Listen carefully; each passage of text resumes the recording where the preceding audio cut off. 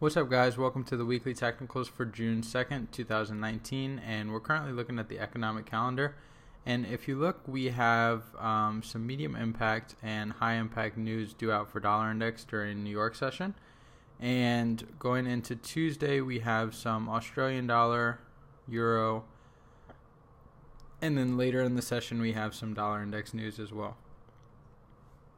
So something that we do need to watch out for this week is we do have NFP on Friday. So ideally most trades this week will be taking place between Monday through Wednesday ideally. And Thursday we have a lot of euro news. So we have the monetary policy statement, ECB press conference, and the main financing rate. So we might see a lot of volatility on euro for Thursday this week going into Friday. So we'll likely have a pretty volatile week. But let's go ahead, we'll jump over to the charts. And looking at dollar index, you guys can see that we had a perfect reaction off of the ICT bullish order block that we noted last week in the weekly technicals. Had a nice run up, failed to make a higher high, and sold off. So basically in one day on Friday, we gave all the movement from the week back. So with that being said, I'm looking to see if we get below 97 big figure.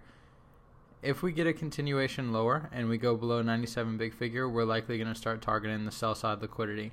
I would have wanted them to trade above this even more into the 98.50s, but it's a little more concerning for me now that we're all the way back down here. So not too sure if they're going to want to continue pushing up on this. In order for them to continue bullish on dollar, they need to stay above 97 big figure. So same as last week, we do not want to see them go below 97 big figure. If they break below 97 big figure, we'll likely target 96.80, then the 95.80 lows, and then ultimately we have some sell side liquidity back here into the 93s. So much longer term, but it's really going to be dependent on what happens with this low at 97 big figure. So as long as this low stays in place and we don't close below it, we're going higher. If we close below this low here at 97 big figure, we're going lower.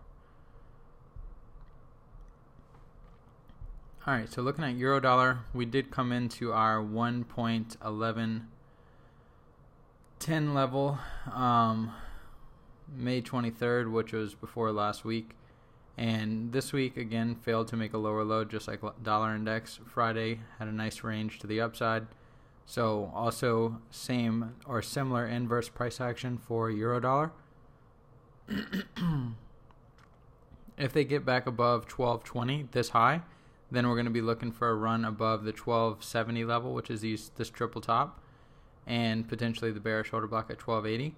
But as long as this high stays in place, then we're going to go lower and we're going to make a deeper run below the 111.10s. So very similar to dollar index's price action, we want to see this high stay in place for the bears. And if we get above this, we close above it on a daily basis, then we're likely going to target the buy side liquidity above us. Looking at British pound, you guys can see that we made a sweep below the bodies of the candles, which we had noted from last week, and which was relative equal lows before the week started, as you can see here.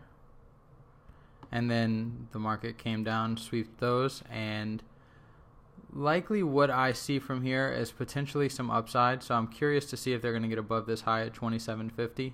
If they do that, we'll probably come back up into this low at 28.90s. So we likely will see some upside expansion on British pound. If we fail to get above this high at 12.50, then we're going to run the liquidity below the 24 big figure here, which is the wick down here. So that's what I see for the downside, but based on the price action we're seeing here, if we even drop down to a 4-hour, we have a new ICT bullish order block that was formed here right as we cleared out the daily liquidity. So we may want to use this as support and then run the high at 27.50. So that's what I'm looking for as we go into the new week on British pound. But overall, I think that if dollar index fails to get above those equal highs and we take out that 97 big figure level, we'll probably see some pretty quick price action to the upside or bullishness on foreign currency.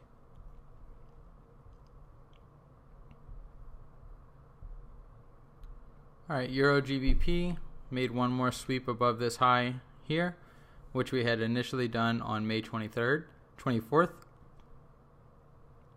Ran above it one more time on Friday, and ultimately the bodies of the candles closed pretty much right at the level. The close comes in at 83.98. The level is 88.40, so we're off by 2 pipettes, not even a full pip. So very precise in terms of where the body of the candle closed. So now I'm curious to see if we're going to break lower.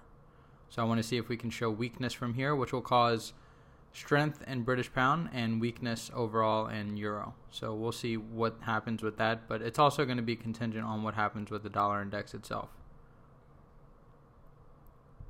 Alright, now if we move into dollar CAD, this is the one that finally made the movement that we were looking for. So if you look, we had the ICT bearish order block low marked out at 35.66. If you look at Friday's high, comes in at 35.65.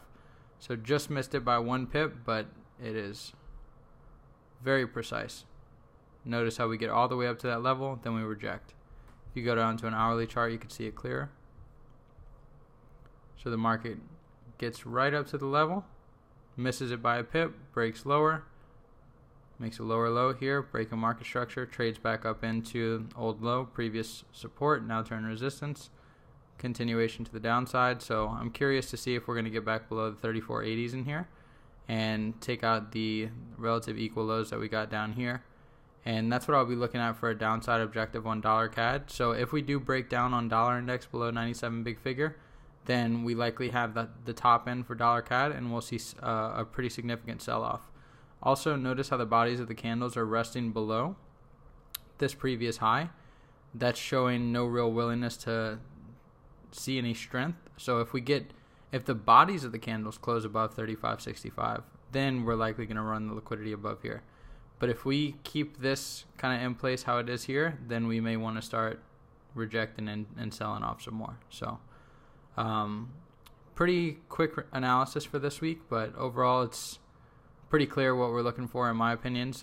So Monday I'll be sitting out and waiting to see what we get for Tuesday's price action, because I'm really trying to see what dollar index kind of shows me initially going into the week. I want to get one full day of trading in before I actually step into the market myself. Those of you in the premium group, we caught about 50 pips or so last week on euro dollar. Unfortunately, we weren't part of the dollar CAD move. Had a few meetings during the day of the news release and stuff like that with dollar CAD, so I didn't participate much in this one. But nonetheless, we did hit our level, and we'll see what we get from here.